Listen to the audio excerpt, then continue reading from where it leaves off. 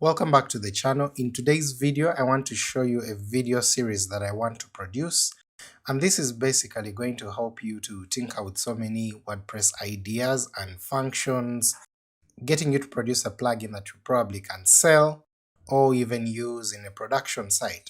So we'll do so many things. You're going to learn concepts like coding standards, and we're going to talk about how to refactor your code and make it a little bit cleaner, something that you can actually put out there for people to use.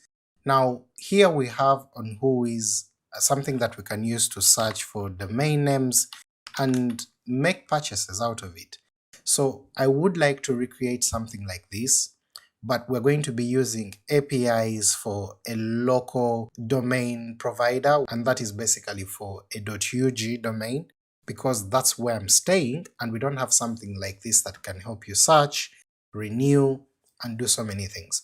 So I'm going to create a plugin that you can throw in your WordPress site, eventually hook it into WooCommerce so that you can make payments, or it can be a standalone without requiring you to install WooCommerce thereafter. So it will be quite a long series, but it is going to showcase the different parts about WordPress and development. So this is something that I'm going to do from scratch, and if you are interested in this, then you should be able to jump into the code with me and then we can make something good. I'll be using my editor, which is Visual Studio Code, and it comes from code.visualstudio.com. It's a Microsoft product and it's actually free, so you can download it for any of your platforms and then use it. Then I'll be using local WP, which is basically a local server.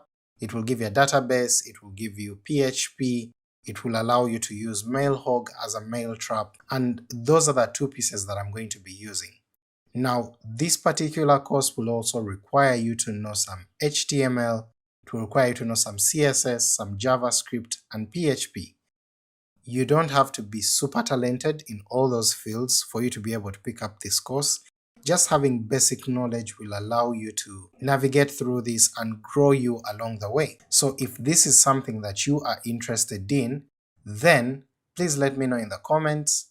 Let me know some of the topics you'd like us to see us touching, and maybe I can throw them in there along the way in the different videos.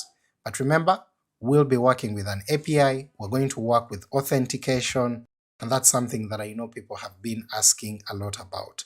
So if you're interested in this course, please let me know in the comments, subscribe to the channel, and give this video a thumbs up.